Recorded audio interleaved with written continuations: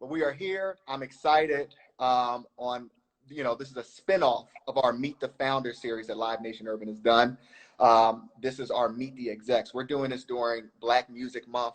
Despite everything that's going on right now, we want to celebrate those executives, those Black executives in the music industry doing positive things, for our people and really building up and building the next executives in this industry. So I am super excited, like beyond excited, to have Azim Rashid here, who is the SVP of promotions. I don't want to say, can I say urban promotions now based on what I've seen today?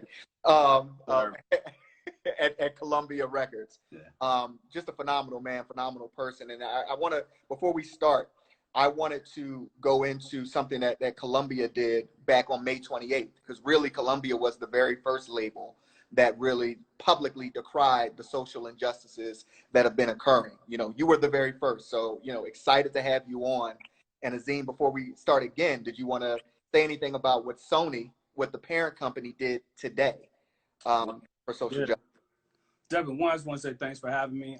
Shout out to my whole team at Columbia. Shout out to Felicia Fent, Sean Holiday, Ron Perry for giving me the opportunity. And shout out to you and Live Nation for just having this platform available for those of us to speak and to share our perspectives. Absolutely. Yes, it's been a crazy week and a half. I can tell you that I personally, I'm emotionally drenched, but I'm also, I'm excited and I'm proud of our company as a whole, Sony Music Entertainment, and Columbia Records specifically for what we've done in the last week in terms of just outreach and conversations. And then today for the parent organization to step up and start the conversation of $100 million donation to causes that affect, the culture. And just, that's a step in the right direction. One thing we've been saying all week, and we've been saying forever, is that money does not necessarily solve the problem, but it definitely helps finding the solution a little easier. Absolutely, absolutely. And kudos to Sony for doing that. And again, step, we have to get more down in the boardrooms, have more executives like yourself, Azim. But I think that 100 million going toward initiatives is a very crucial step to getting to where we need to be. So if you can, we're going to start out. Absolutely. Know what your story is, how you came to become the SVP is such an iconic label, how you got your beginning in this music industry, and just kind of work us, through your history, please. How much time we got? I mean, listen, we got time, except we don't, but we'll see. Go ahead. I'll give you the Instagram bio version. First of all, I'm born and raised in Cleveland, Ohio. Proud Ohio, OHIO. Got to go all the way. The land. So shout out to my people from the land. But I moved to Dallas when I was 14.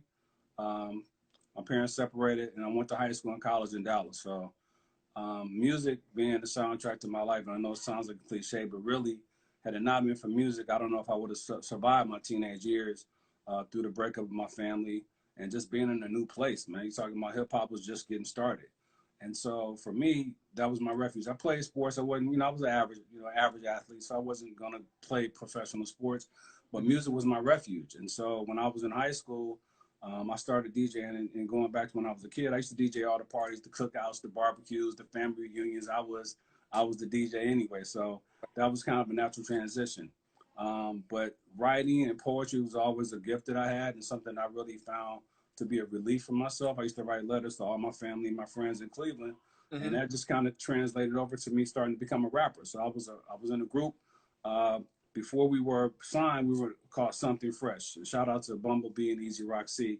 And we're on the north side of Dallas. We put out the first rap record in Dallas. So South Bronx was the big record by BDP. And we did our own version of South Bronx called Oak Cliff. Oak Cliff is like the black side of town in Dallas. And so we did our own version of BDP South Bronx called Oak Cliff. And we did our own, we had a label called Get Off Me Records, and that was our record label. And me, I'd always been intrigued by behind the scenes. Berry Gordy was my idol at the time. And then when hip hop, came, Russell Simmons became, the new guy. And I was really following the footsteps of what was happening. And from I was from Cleveland, I kind of had an affinity for the Northeast. So I kind of knew how the business, should go. And I just kind of took that by the horns. We later formed a group called Nemesis, which was signed to Profile Records. Okay. And, we were in the era of Special Ed, DJ Quick, Rob Bass. That was our era. Run DMC was still there at the time, probably doing their last couple of records, but we were the first group in out of Dallas to be signed to a major record label. And I did a couple albums with the group. And me being in the group, I did everything. You know, I was part of the production team. I was in the writing team, but I also did a lot of behind the scenes work. And again, going back to my love of being behind the scenes, I got the business cards printed up, and wherever we go, I had a briefcase. Like I was doing all that behind the scenes. I set up our distribution deal back then, dealt with the pressing plant. So I did all those things to kind of help the group get started. And I did a couple albums with the group. You know, we did a couple national promo tours, did a lot of shows in the Southwest where we were based at. But, you know, like most things, you know, all good things come to an end. Philosophically, I just wasn't going in the same direction as the guys, so I quit and went back to college. And I went to the University of North Texas, which is about 40 minutes outside of Dallas. And I studied radio and film and communication. And while I was doing that, I was working in retail. So I was working at, I guess Barnes and Nobles would be what it is now, but back then it was Hastings Records and tapes, and I was working there and also working at the radio station. So I had 5 jobs, and I was going to school. I was president of my fraternity. Like I did, you know, I was doing everything just to be a part of the process. Right. But when I was at the radio station, I met a man named Mike Kelly. And shout out to Helen Little, who actually was my mentor on radio. She pulled me into the radio station. But I met a guy named Mike Kelly who was working at Motown. And just the name Motown, you know, to this day resonates, right? And he said, listen, man, I think you got something. And, you know, would you want to come work for us? So I was like, great. I said, but I love radio. He said, well, why don't you try to do both? My manager at the time at the station, the program director, he didn't really think I could do both. He felt it was a conflict of interest. So I took a gamble on myself. And I said, you know what? I really want to do the record business. And so I went to work for Motown as an assistant, paid internship, basically what it was. I worked like 20 hours a week. I was going to school. And when I graduated, there was an opportunity for me there. And from there, I was at Motown. So I was there through the transition with Gerald Busby, God bless him, and Andre Harrell, God bless him as well. And I moved to New York once MCA Records got bought by the Seagram's family. I went to New York to work for MCA, and I moved my way up. So I did a few years at MCA in Universal Music. Then I worked at Atlantic Records with Kevin Lyles and Julie Greenwald and Leo Cohen in a division called Special Ops. Did promotion. We were so the modern day services business, kind of like what Empire does today, where they hire out people to do. We did first back in 2006, 2005. At Asylum Records and Bad Boys. So shout out to Puff and Sean Perez and Harp Pierre and all those guys. And then stayed there about 9 years. Went to Capitol Records, did my graduate studies on the West Coast group, and then just got tired, man. I've been commuting for about 6 years, and I wanted to go back to the East Coast. So Rock Nation, shout out to Benny Pugh, a mentor and friend of mine who was the president of Rock Nation at the time, brought me over there to do promotion. We had the executive turntable, I guess what they call it, politically correct, last year. And then I wound up at Columbia Records. I'm working on my, I'm 10 months, it'll be a year in August I've been in Columbia. So kind of around, I worked in all the systems at this point, and now I'm home. So, I mean, what it is, you know, the consistent is hustle and get to where you're at. And that's for anyone that's looking to get into any sector of the music industry. I think that's critical for all the success stories that we hear and you see them at the VP and SVP and COO, CEO levels. They had to work to get there. So I think that's critical. And I thank you for sharing that. So in your current role, what do you do on a day-to-day basis to really push the artists at your label? So I'm the SVP and head of urban promotion. And for those who don't know, promotion, you know, once the records are made and once it's time to get the music out, you know, that's when our work begins. And my primary job is to deal with the 175 urban and urban adult radio stations and getting the music out. So when you hear a song on the radio, myself and my team or someone like me at another label, you know, it's a sales job. You know, we pitch, we promote, we market, we strategize with the radio station and program directors to figure out how we can get our music on the airwaves. When you see artists on promo tours, there's usually one of me or my people out there with the artists, taking them around and setting up interviews. When you see them at the basketball game, singing at halftime, usually myself or someone on my team is there to orchestrate it. But promotion, you know, we're kind of the outward face of the record label to help spread that message nationwide and even globally. Got it. So let me ask, I mean, because we see, and I've seen a trend of more independent artists, more independent labels, Mhm. doing things without that big label system. Why do you think a major label is still important in this current landscape where, I could get on YouTube or I can get on different platforms? What is the significance of having a promotions department at a record label today? Well, there's a misconception that labels make you famous and they make you, they make you successful, and it's a partnership. The reason you want to be at a major label in 2020 is for amplification. We do it bigger and better than anyone else. Period. Point blank. You can make a sustainable living. You can have a good career, being independent, being solo, being on your own. But if you want to go far and wide, you should have a machine behind you, and that's what major labels do. Got you. So you're saying that machine is more critical or more important than necessarily being a part of an independent, or they go hand in hand and work hand in hand together? I think they go hand in hand because there are a lot of examples of joint ventures where you have small organizations that we partner with and we help them fulfill their dreams and fulfill their vision. But Yeah. I think for when you have a bigger machine, there's almost 200 people that work at Columbia Records. We're going to get it done faster, more efficiently.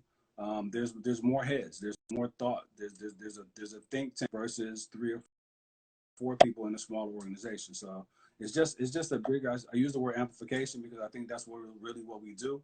It's a way to get it out louder and brighter and sometimes sometimes faster and more efficient.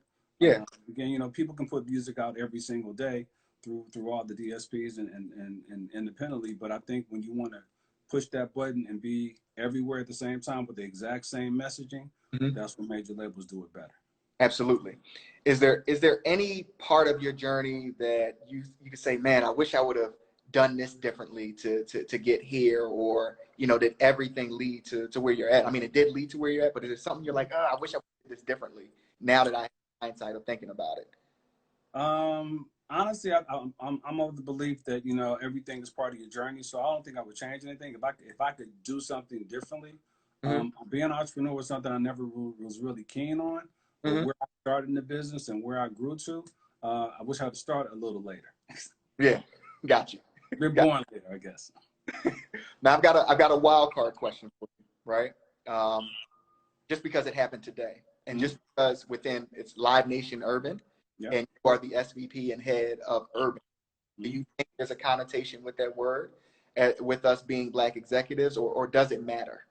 It's so funny you say that. I had a call with one of my colleagues right before this call. Yep. And, I had also a call with one of my mentors who was a prominent executive in the 90s of an urban division. And I think what people don't really understand, especially millennials, I'm a Generation Xer. So people who are either millennials or Generation Zers, now I guess what they call them, they Sure. don't understand the history and the connotation of how we got there. And there's a great article from Vibe of last year, 2019, about Black Music Month specifically, which we're in and which we're here to celebrate, that Yep. talks about how we got to the moniker of urban from Black. Black sounds harsh. People, it obviously, we have black and brown skin, and that's we really have brown skin, but under the moniker being Black Americans, people, that was harsh, and it really didn't appeal to corporate America. So to use urban as a softer tone to kind of, quell the waters, I guess.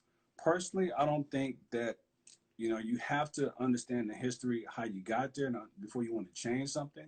And also, too, realize what urban meant back then. Back then, an urban division, they had their own P&L.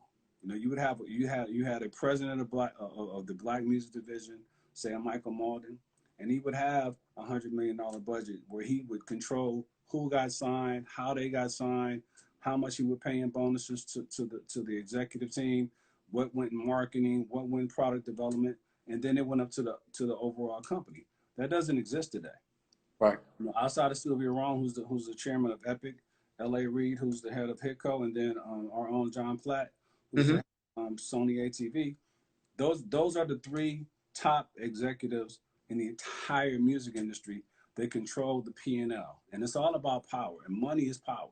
And so back when urban was the division of the company, it was about a power play. It was about us having our own space to create, to hire, to fire, to sign, and to be in charge of our own destiny. And that just doesn't exist today. And not that it can exist, but it just doesn't. So I'm going to take that as a lead.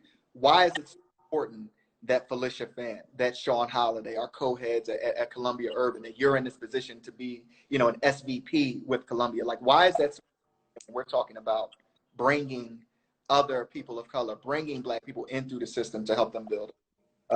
It's about cultural representation, and not that you cannot be, you don't have to be Black or a person of color to understand the culture, but we have a different perspective. And there's no different than someone, you know, I'll use country music, which is very insular, right? The country music, you try to bring the country music, you know, you need to be about the culture. You know, just because you can sing and write doesn't mean they're going to accept you. You have to live the lifestyle. You have to spend time with the constituency. You have to be a part of the process. And I think what makes us experts in our field, what makes us, you know, purveyors of the culture is that we live it, we were born into it, and we love it. And I think that's important for us to have fair representation at that point. And then you talk about the economics of it, where hip hop music specifically is let's call it 50% of all consumed music in the entire world. You know, people who have pervaded that culture need to have more than just a sideshow view of how that happens. Absolutely. Absolutely. Are there any artists that you're excited about, that you're working on right now, that you can even talk about? Oh, man, listen, first of all, shout out to Polo G, almost 100,000 records the first week. Right. That amazing Lil TJ, who I think is an amazing superstar. We have a joint venture with Parkwood. Shout out to Beyonce and her crew, Steve Payment. Yep. Chloe and Halle, who has a record dropping in a couple weeks. We just signed a guy from San Antonio, Texas, who lives in Richmond, Virginia. Stay Solid Rocky. He's amazing. Arizona Zervis, which is one of the biggest records to come out last year, and it's over 3 million singles on the record Roxanne. Like we have an amazing A&R division. You know, Ron, Emron, Sean, all the guys in the A&R department and the ladies as well. They're in it, and they're in it early. They're in it often.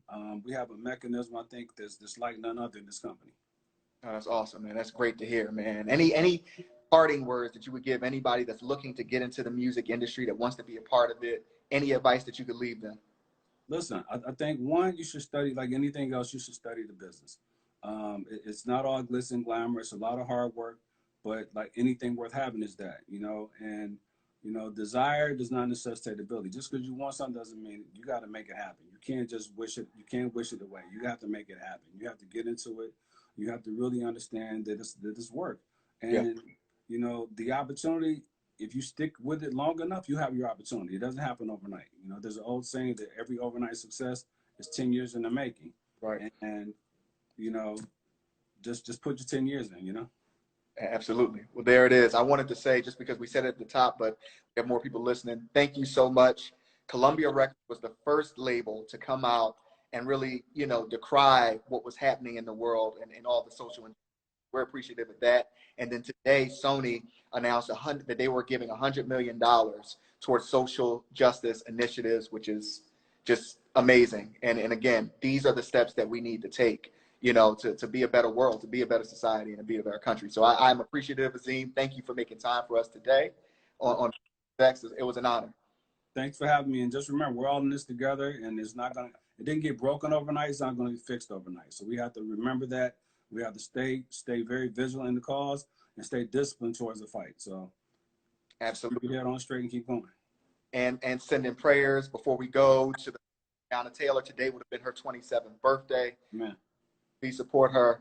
Let's think about Breonna today. Thank you so much, Azim. This has been Meet the Execs. We'll get back next week with another executive from another label celebrating Black Music Month, because it's so crucial that through this time period that we celebrate, you know, the greatness of our culture. So thank you so much. Take care, Azim. Thanks for having me. Have a good day. All right, you too. Peace. Peace.